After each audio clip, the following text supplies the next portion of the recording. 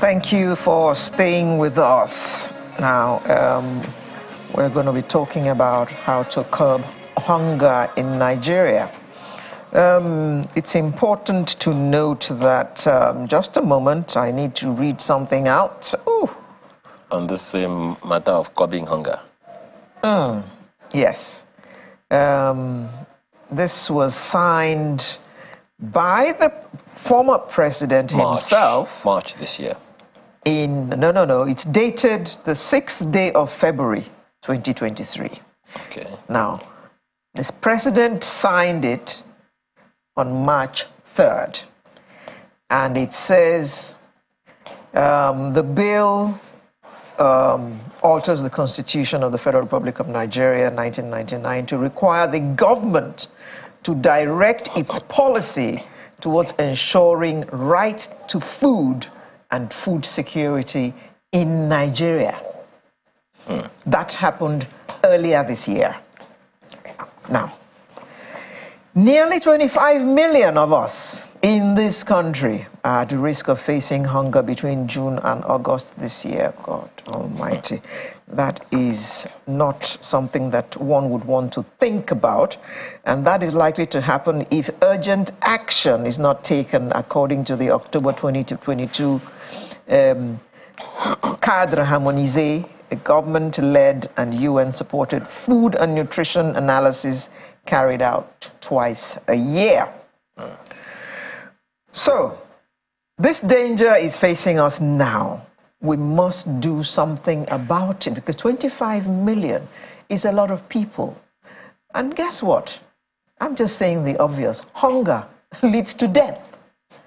We don't want to have 20 million people dying from hunger in our country within the next 3 months. What's worse about that figure is that of the people who are currently food insecure, 3 million of them are in what they call the Northern Bay states.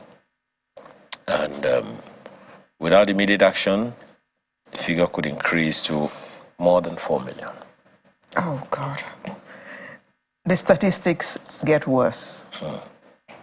Anyway, what do we know? We have a panel to look at this with us this morning and see if we can do some quick fixes to prevent these deaths that we're talking about and to prevent people going hungry. It's my pleasure to welcome Professor Gbolagade Ayola, Professor of Agricultural Economics and Policy, and he's also the President, Farm and Infrastructure Foundation. Good morning, Professor. Good morning, Nigerians. Also in our studio in Abuja, we have Saidat Shonoiki, Executive Director and Founder, Green Skills Center. Good morning. Good morning. A food systems development practitioner is also with us, Aziz Salau. Good morning, and thanks for joining us. Good morning. It's nice to be here. Right, let me start with you, Professor Ayola. These figures are kind of scary, and you are in agricultural economics and policy. First of all, what do you think about the bill that was passed earlier this year about food security in Nigeria? And what, in actual terms, what does it mean? Thank you. Good morning again, Nigerians. Those figures, as high as they are real. That many people in Nigeria cannot sleep because of hunger. And the rest of us, also in Nigeria, cannot sleep because of the fear of the hungry. Therefore, against the background of these frightening figures, the Right to Food bill was recently signed into law by the immediate past president of Nigeria. It has a context to it, and it has a back story to it. But in essence, the aim of the law is at stemming the perennial trend of policy failures in Nigeria to make the country food secure. So many programs of government had come and gone without achieving this objective. The Operation Feed the Nation, the Green Revolution, the NALDA, the DFRI, and so on and so forth. The issue is that we need to ask why that since 1960 at independence till date, Nigeria could not boast of any point in time that can proudly say as a country it is food secure like many other countries.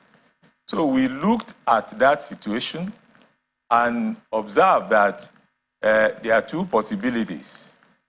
Technology that we are deploying is inadequate. Second, the policy environment for implementing these programs and projects is also deficient. On our own part, we see that technology that had worked elsewhere can also work in Nigeria. So we zeroed in on the policy arena, that indeed, even though technology matters a lot for agriculture to thrive in this country, policy matters even the more.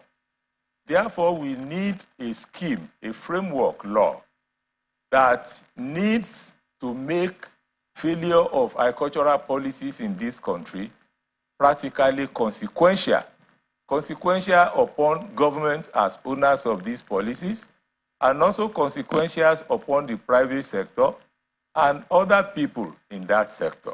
If there is no consequence, everybody, including government, will be doing what is right in their own eyes. Therefore, this law was initiated at my own organization back in 2010, when we entered the National Assembly, that we need a law that makes food a right of all Nigerians, so that it will be inalienable, it will be consequential, it will be actionable by anybody whose right is violated, and justiciable in our law, and eventually remediable where necessary. So that was the background thought behind the bill that went into National Assembly in 2010. And we had a consortium of organizations of like-minded people who feel that something needed to be done. My own organization is Farm and Infrastructure Foundation. We have other members of the consortium we call Voices for Food Security, EDA, NANS, and a coalition of all Farmers Association of Nigeria and the FACAN and such other organizations who came together over these years. Over 13 years, we were battling in the National Assembly for this bill to see the light of day. So we were happy that in 2022, last year, in March, the National Assembly passed it, and because it's a constitutional amendment bill, it needed to go to the 36 states for their concurrence. And by December 2022, last year, 27 states, instead of the 24 states that we needed, constituting the 2/3 of the states, we got 27 states already by December 2022 that passed it. And therefore, National Assembly took effort to persuade Mr. President to sign it into law. And in March of this year, President Buhari signed it into law as the last on the list of 16 constitutional amendment bills that he signed in the penultimate period of his exit as president. Quite the background for a number of people who had no idea that such a thing was being done. You know, sometimes a good number of things are being done for people without them even knowing about it. So thank you for all the effort that you have made. But let me ask Mrs. Shonaiki this next question.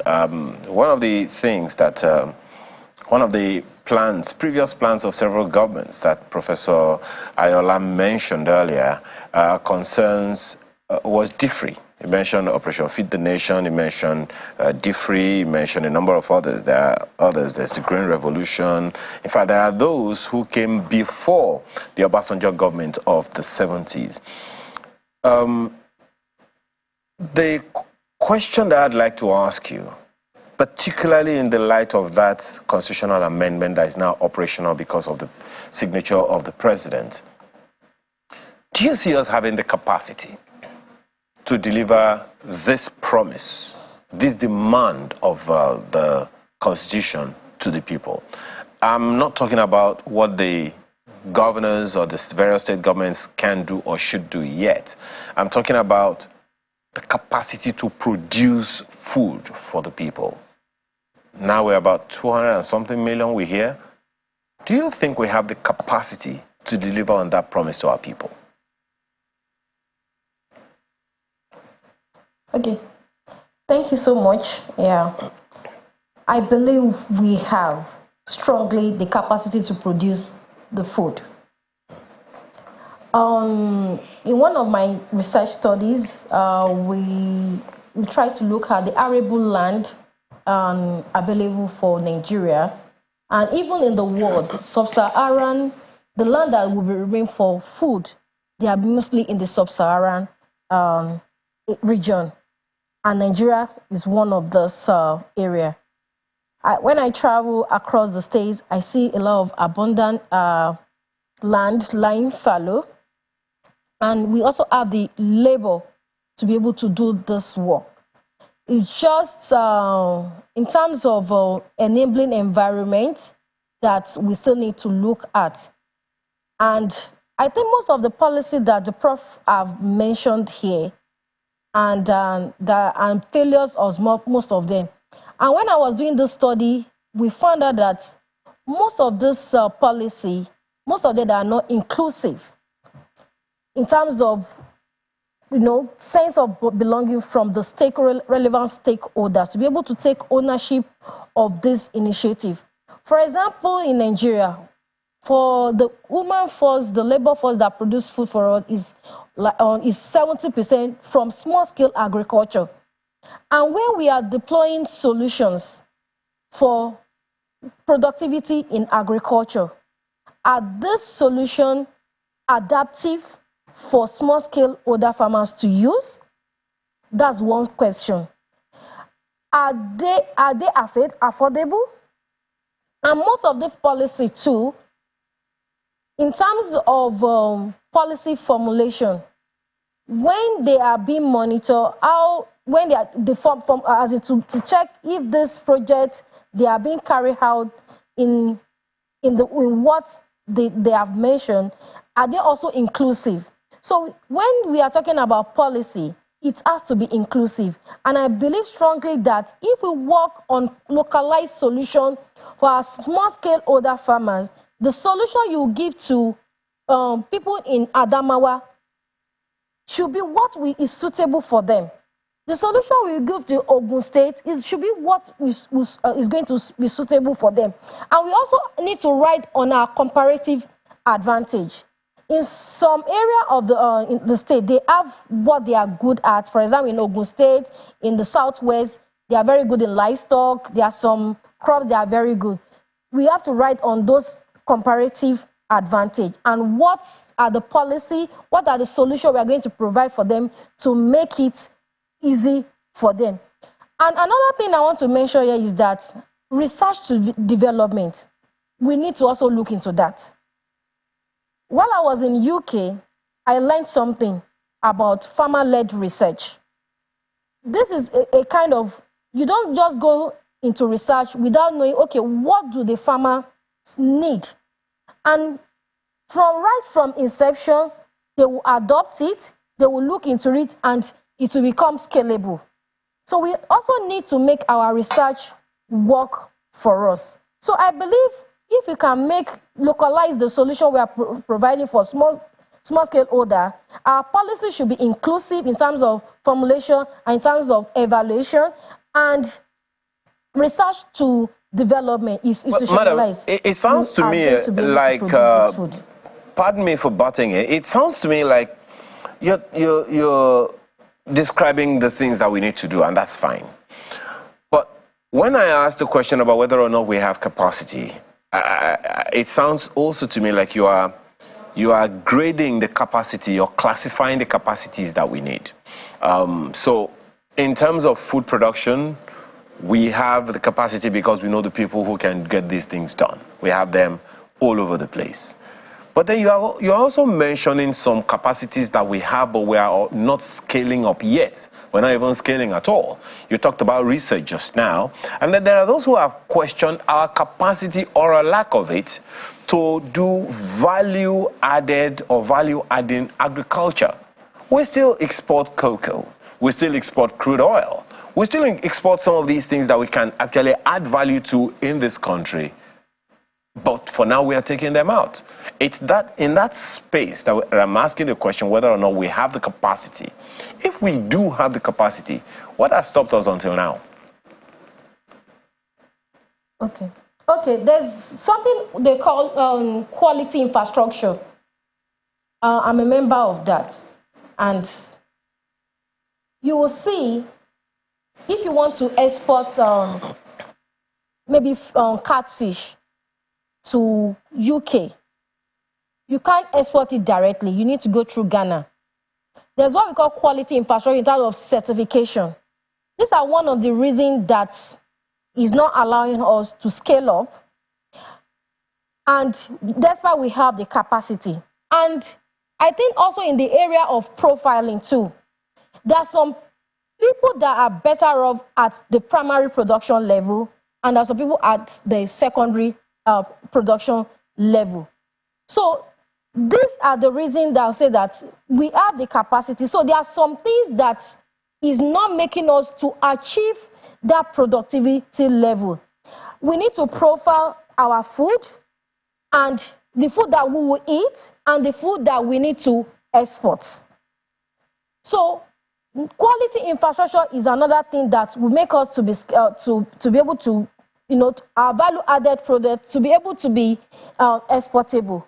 Then in terms of the food that a family will need to eat, there's need for us to also have a policy around that. There's this UN decade of family farming that Nigeria, I don't think they also sign into that.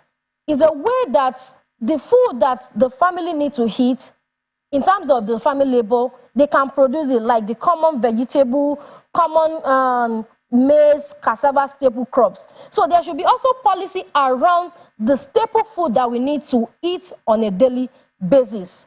And there also should be a policy around the food that is tradable outside the country. So in terms of capacity, we have everything, but I'm still talking about enabling environment for all this profile of food level, the one that we need to eat on a daily basis and the one that we need to export, like the quality infrastructure. Okay. We are not yet there in terms of quality infrastructure to be able to export our food outside the country. Okay. So I know they have been on that for like years now, and we still don't have the national laboratory to be able to make our food exportable outside the country. Okay. Thank you, Mrs. Shonoike. Mr. Salau, Ayo asked about the capacity to produce. Let's talk about the capacity to purchase. We can't hear. Oh, it looks like Mr. Salau cannot hear me. Can you hear me now? Yes, Great. I can hear you now. I said, Ayo asked Mrs. Shonoike about the capacity to produce. I'm asking you about the capacity to purchase. Even when the food is available, how many of us can afford it with the astronomical inflation figures that we have?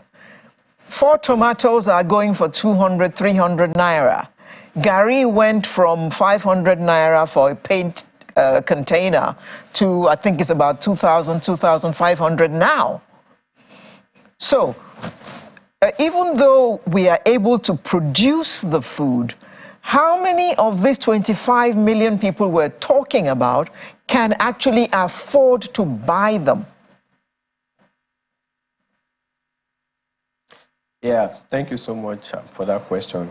I think you've actually stated it. The issue of inflation is actually very, very devastating, especially in this period. And when we talk about all these challenges, the effect is mostly felt at the rural community. And when we talk about production in Nigeria, most of the productions or most of the foods that even comes from from the farm to the market, they all come from these rural farmers, and they're the one having challenges. And now it has now gotten to a stage that whether you are in the rural community or you are living in the city, the inflation is actually there to affect everybody. And the factors around this includes the issue of different conflicts that are affecting different farming communities. Because the issue of conflicts and security is actually very, very big, and it affects what we're actually, consuming. The production is there, but when it comes to consumption, there is need for us to embrace the reality. And the reality is that issues around common vegetables and fruits that we are looking at are consuming, healthy fruits for that matter, that we are looking at consuming in our various households. There's need for us to start practicing what we call backyard farming. Because whether we like it or not, the inflation would, now we have the issue of Naira, dancing around in the I&E market. So that would continue to be. The only solution is for us to see how we can embrace this thing holistically. Because whether we like it or not, anybody can actually not do without food. We can't do without, all these vegetables, all these tomatoes, and all these consumables in our household. So there's need for everyone to actually, be serious about what we're actually trying to do. And as a result of that, a lot of adulterated seeds are now in the market. A lot of foods that that are pesticide affecting our health. So if you know that if we say we are actually really serious about this issue of consumption, there is need for us to embrace it ourselves. We have certified seeds. We have seeds that we can easily propagate, even without the use of sand or soil. So there's need for us to practice backyard farming, control what we are eating, and continue to eat healthy. Then the government can actually also help us in terms of an enabling environment. There's need for us to implement a lot of this policy. The policies of assault should stop. The ones we have, let us make sure we have a monitoring and evaluation, to make sure that all these things are actually, going in place. And there is need for us to also be accountable. And accountability is not for maybe the government alone. It also affects people. So there's need, and also there is need for us to, participate actively in all these policy discussions, especially when it comes to food. Because when we talk about food, food is culture. It is what actually brings everybody together. Look at last month, Ida was all over the internet talking about food, on the hackathon. So there's need for us to embrace backyard farming, because whether we like it or not, we need to. The Operation Feed the Nation did not work, but now we are promoting Operation Feed Yourself. So there's need for us to embrace these little practices that would help us, encourage people to actually, start consuming what they eat. And with that, the issue of consumption, we are able to curb it. Because whether we like it or not, it will continue to be like that, except we take a holistic approach. And whether we like it or not, it's a collective responsibility. We would not say things are happening and we are not actually going to eat. So there is need for us to embrace the backyard farming. There is need for us to see how we can have these healthy diets, healthy foods to ourselves, because it is consumption. And when we talk about consumption, we are discussing about hunger now. But then a lot of things can be done to ameliorate this issue of hunger. Whether we like it or not, even if you are staying in an estate, you don't even need soil. What you just need are mediums to make sure that you're actually propagating small vegetables you can actually need to consume with your family and immediate environment. Earlier this week, we were still in Oyo State, engaging the students to see how they can also, embrace this issue of school garden activities. And the idea is simply just that we are making them understand to see the reality of even where their food is actually coming from. And from there, they pick it up, they see how it's been done, they take the seeds and take it to their family or to their households to practicalize what they've seen in their schools. And from there, everybody gets to know really what is really happening. Yeah. We really don't have to wait for the government when it comes to consumption. We need to start consuming, especially the little ones we can actually do when it comes to vegetable and fruits. We should start consuming, propagating it in our various environments. And with this, everybody would really be healthy, and it would really reduce a lot of issues around health and food security. Thank you. Now, Professor, do help us solve this conundrum. We're talking about hunger, and I suppose among the reasons why there will be hunger is that there isn't enough food, and yet Mrs. Shonoike was talking about exporting food. So we don't have enough to eat, but we're exporting. Can you help us solve that? Thank you very much. Our viewpoint is that agricultural development could be separated into two planks. One, and the more important, is food security. The second is agribusiness. It is in the regime of agribusiness that we talk of a market for food. Otherwise, naturally, food security, as the name sounds, is a social commodity. And first and foremost, all policies should focus food security as such that the set of policies that will enhance the business part of it, that is agribusiness, will be different from the set of policies that will promote food security. Our several endeavors to make this nation food secure, which we have not realized, is found in all the bits and pieces of the issues that you have raised this morning. Issues of capacity, human capacity, natural capacity, natural resources. How much of land is there? Plenty. So the capacity is there. The market is predetermined. What else could be the reason for Nigeria not to have hit this target for so long? It is what my colleagues here have referred to variously as holistic approach or enabling environment. All amounts to the policy sector of agricultural development. And that is why this particular act is serious. Year in, year out, government does its best. It does what is good in its own eyes to intervene in the market for food security. But the effort does not show, it does not amount to success because the policy environment is unstable, is unsustainable, and is not working simply because of what I can call policy impunity, whereby the policy actors themselves are the primary factors pushing for them not to work. So we want to remove that situation of impunity by this law. We want to make government accountable in terms of its policies, policy accountability. We also desire to have policy transparency, policy responsibility, that when government declares a statement of policy, it follows through to the logical conclusion. Those are the things that are missing, why the food environment appears deficient. If the policy environment is fixed, as we intend to do under this law, all other things will fall in place. The farmers who devote their energy to producing on land that is abundant capacity will be able to succeed and generate incremental food production that will make us food secure.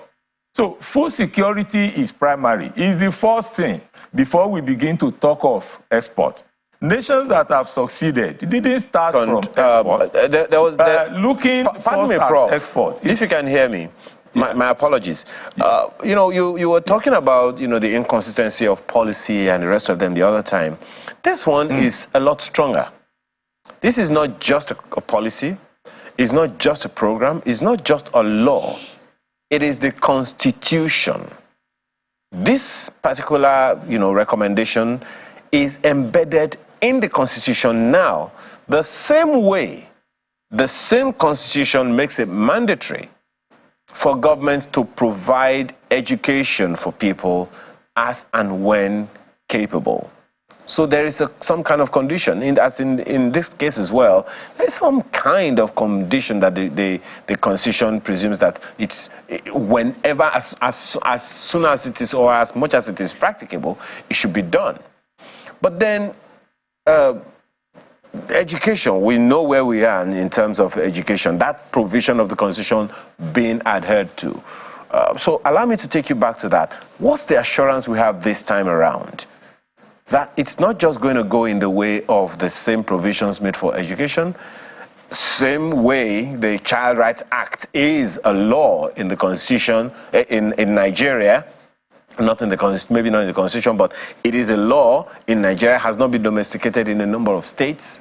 What's the assurance we have this time around that all the things that we're talking about here now, what's the infrastructure, what's the system built to ensure that this time around, because it is as serious as a constitutional matter, something will be done about it decisively and sustainably? Thank you very much. The viewpoint of this law is that we must hold government accountable. What is missing in all the provisions of the Constitution that have not been complied with?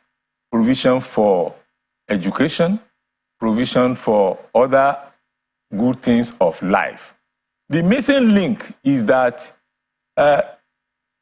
government does not account to anybody in the event of failure of these provisions to hold. In the event of policy failure in several directions, who asks government question? Who takes him up? How does the generality of the people whose lives are affected, how do they demand policy responsibility from government?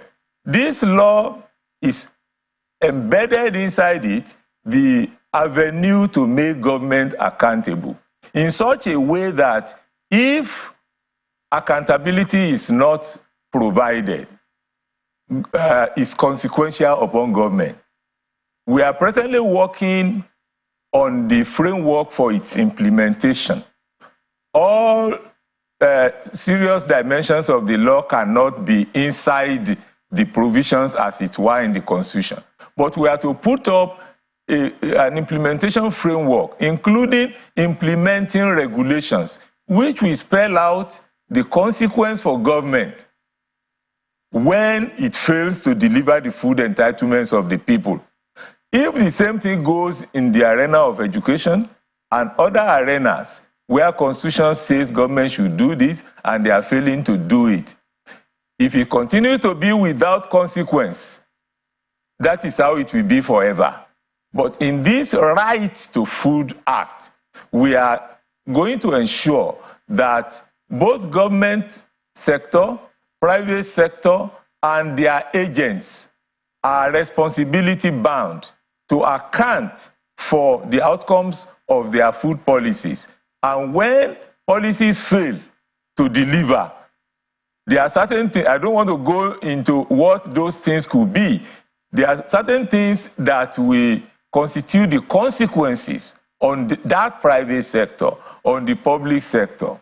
For example, if you pass the Third Mainland Bridge and you perceive the stench on that bridge just due to industrial effluents entering the creeks of the Atlantic Ocean, and all the fishes that have been killed, all the human lives that have been affected, without question for ages, if there is no basis for accountability, for consequences, for justiciability, for remedies, and so on. When a private sector does that, all those industries in Lagos, and they are put on notice and they refuse to stop pouring effluents into the water bodies for fishes to die, then we evoke the law for the consequences that will befall them. It had happened in many countries. Even when drought happens, when flood happens, and development partners will gather money and assist Nigeria to deliver certain succor to them, and it will not reach them. Rather, it will leak through permanent channels of robbery, of fraud, and so on and so forth. And nothing happens in the end.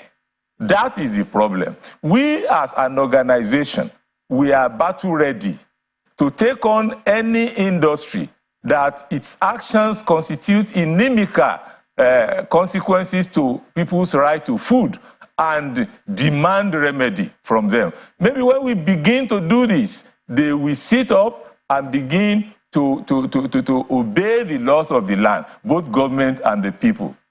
So these are the mechanisms by which differences will be introduced between what is happening now in other aspects of the economy and what will begin to happen in the aspects of food from this point on. Okay, let me ask you an ostensibly stupid question. What are the causes of hunger? It's not just that you don't have food to eat. What has led to you not having food to eat or not having nutritious food to eat? Yes. Mrs. Shonoiki, please. Mrs. Shonoiki. First and foremost is availability of the Professor, my question is for Mrs. Shonoiki. Okay. Thank you. Sorry, madam. I withdraw. Okay. Okay. What causes hunger? Okay, this one, availability, as Prof always says. Food security has like 4 parts. Availability, you want to eat the food. The food that you want, you can't find it around.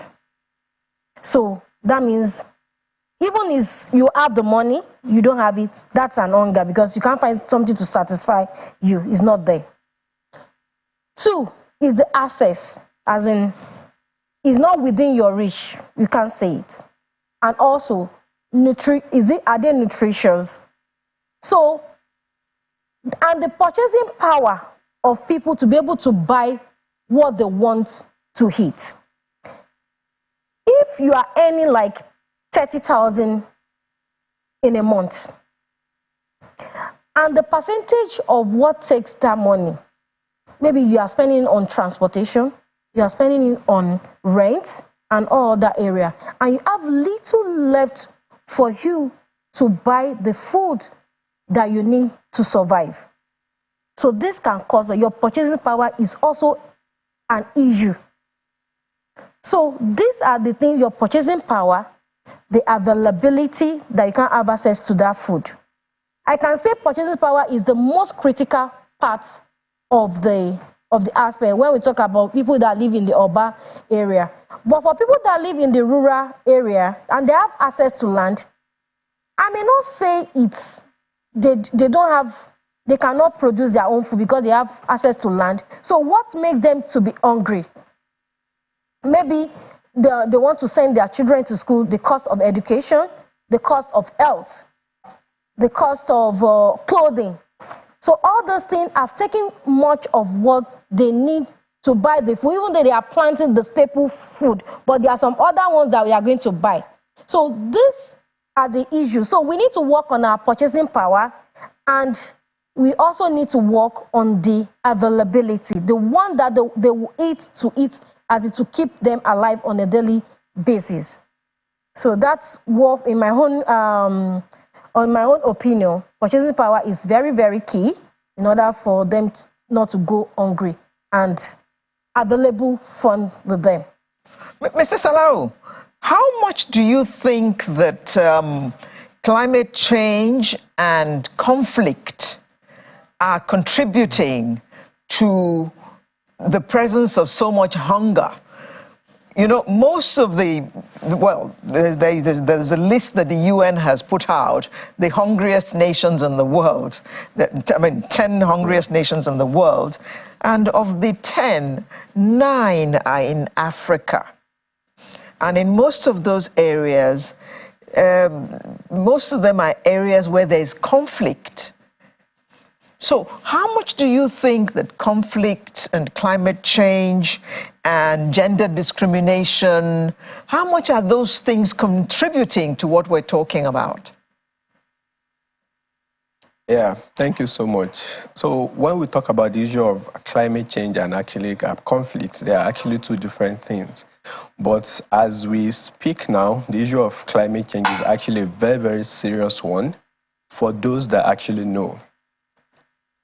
Because when we talk about climate change, we've gone to different communities and we tell them this and that about climate change, and most of them still feels that, oh, maybe the lack of rain when it's supposed to come and it's not coming, it's probably because of maybe their offense to God. So God is actually maybe trying to punish them, and that is why they don't actually have rain to propagate and consume healthy foods. So the issue of climate change is actually very, very serious. We've been going from one conference to the other talking about the issues around climate change. And when it comes to Nigeria context, it is very, very serious. Climate change is very, very devastating. It affects everything. The thing about climate change is that it doesn't only affect farmers, and it affects everybody. Because, for example, the NIMET helps us to, come up with the yearly seasonal climate predictions. And what we do is to see how we can actually pass those climate informations, step it down to various communities for them to know when the rain is actually going to start, when there will be cessation, when the rain will go. And all these things are actually not the same across the country. So the issue of climate change, especially in the rural communities, is really, really much, because most of them actually, so the main challenge is that most of them, when they see the first rain, they feel that, oh, the rainy season is here. And without information, they don't have their capacity are not built around this weather and climate information services. They really don't know how to go about it. What they know is that once they see the rain, they'll go to their farm and propagate. And after 2 weeks, they see that there's actually a dry spell, and they will now understand that, oh, maybe the rain is just a flash. And as a result of that, they lose a lot of their inputs, and they have to, do it again. So the issue of climate change and conflict is actually very, very critical. When we talk about the issue of conflict, we know what is actually happening, not only in the Northeast. Before, we used to say, oh, Northeast. Mr. Salawu, I beg your pardon. Northeast is happening. I beg your pardon, Mr. Salawu. We need to manage our time. We have to start winding down now. And in closing, I'd like to ask you, as briefly as you can, in 1 minute, if possible, what kind of solutions should we begin to look at to prevent the imminent hunger that they say is coming between now and October? Can you proffer? Right. Thank you so much. I think the first thing is education and awareness. There is need for us to equip ourselves, build our capacity, especially in the rural areas. There's need for us to educate and make a lot of awareness about nutritious food. Consuming food is not only enough for now. We need to consume nutritious food. There's also a need for us to make sure that there's active participation of every stakeholders across the agricultural value chain. So whether you're a banker or anything you do, we eat food. So there's need for us to start promoting, consumption of nutritious foods, and also there's need for government to actually make sure that the policies are actually, there's enabling an environment for people to actually, participate actively, and also for some form of empowerment, and also contribution to mitigate the issue of hunger, and also contribute to the food systems and transformation we are all clamoring for in Nigeria. Thank you. Mrs. Shonoike. Yeah. Your suggestions for a solution, as quickly as you can, 1 minute. Okay. Okay, so what I would advise is that there's need to put in what we call climate smart agriculture into right from the family level to the industrial level. In terms of family gardening, we have to enlighten people on how they can grow staple crops within their backyard. So we need to encourage that. Then we need to look into how the staple crop, that the major one, the cassava, the rice and everything, on how we want to produce it in large quantity, and farmers can buy off from them so that we can store in our silos. So those are the things I think we can really do, and a lot of awareness so that people can know what they need to do, maybe to stock up, so that when it hits us, it will not be so devastating. So climate smart agriculture and localized solution. Professor Ayola. So that's what I will say for now. Thank you very much. Yes. We need massive effort of government behind farmer support. And that is in terms of inputs into production, fertilizer, seed, and pesticides. Also behind financing agriculture, particularly financial credit facilities for farmers to be able to perform well during the season. We need to organize our market and all that. But above all, government needs to gear up to serious implementation of the new Right to Food Act so that it can become accountable to the people about agricultural policies in this country and can be transparent and follow due process in order to mobilize people to demand good policies from their governments at national, state, and local levels.